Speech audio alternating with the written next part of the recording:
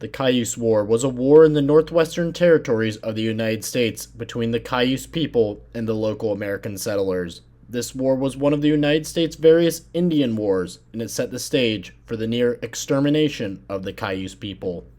The origins of the Cayuse War can date back to 1836, when missionaries Marcus and Narcissa Whitman founded the Whitman Mission amongst the Cayuse Native Americans. The Whitmans introduced schools and crop irrigation to the Cayuse people, yet the Whitmans were slow to make progress until in 1842, the American Board of Commissioners for Foreign Missions provided aid. The following year, 1,000 settlers came to the Whitman Mission. However, this increase of new settlers led to increased tensions between the American settlers and the Cayuse people.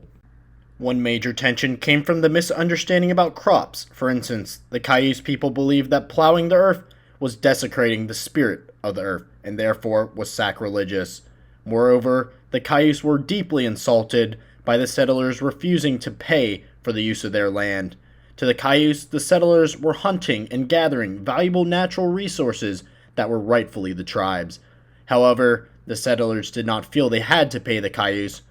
In fact, whenever the Cayuse inquired about payments, the settlers quickly drove them away and called the Cayuse beggars.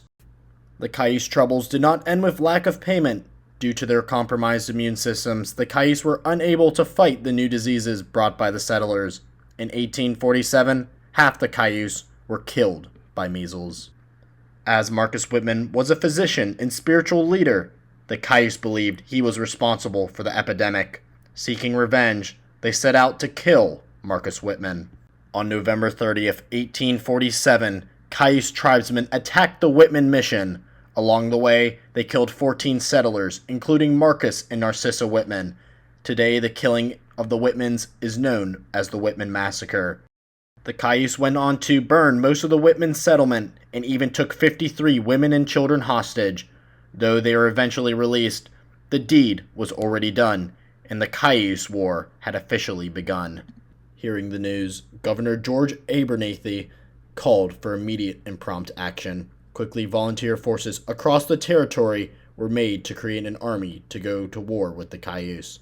The volunteer force, led by Henry A.G. Lee, was called the Oregon Rifles, and their mission was to protect the Wascocom Mission in Dales.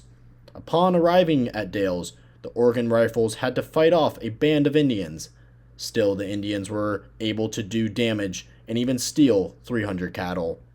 While the Oregon Rifles were fighting, Governor Abernathy wanted to create a peace treaty, yet many local militias did not agree with peace. One notable example is Colonel Cornelius Gilliam, who led 500 militiamen to attack the Cayuse at the former Whitman Mission. Unfortunately, Colonel Gilliam was eventually killed during the campaign. Still, the campaign dragged on. Eventually, the United States Army started to support the local militias, which made the campaign even more hopeless for the Cayuse. At this time, many Cayuse wanted to sue for peace, yet there is still a large population that wanted to fight until the bitter end. Despite wanting to fight, the Cayuse were no match for their gun-wielding opponents, and eventually many Cayuse warriors had to hide in the Blue Mountains. In 1850, the Cayuse tribe handed over 5 Native Americans whose names I'm not even going to try to pronounce, but if you're interested, I will leave their names in the description. According to the Cayuse, these 5 men were responsible for the Whitman Massacre. All 5 Cayuse were tried for murder and convicted by a military commission on June 3rd, 1850. Despite the hanging, the Cayuse War officially didn't end until 1855. As a result, the Cayuse had to concede most of their tribal lands. They were eventually relocated to the Umatilla Indian Reservation with 2 other tribes. Worst of all, almost the whole Cayuse population was wiped out during the war. Before the settlers came, there were thousands of Cayuse. Today, there are only 304. Thank you for watching Quick History, and remember to like and subscribe.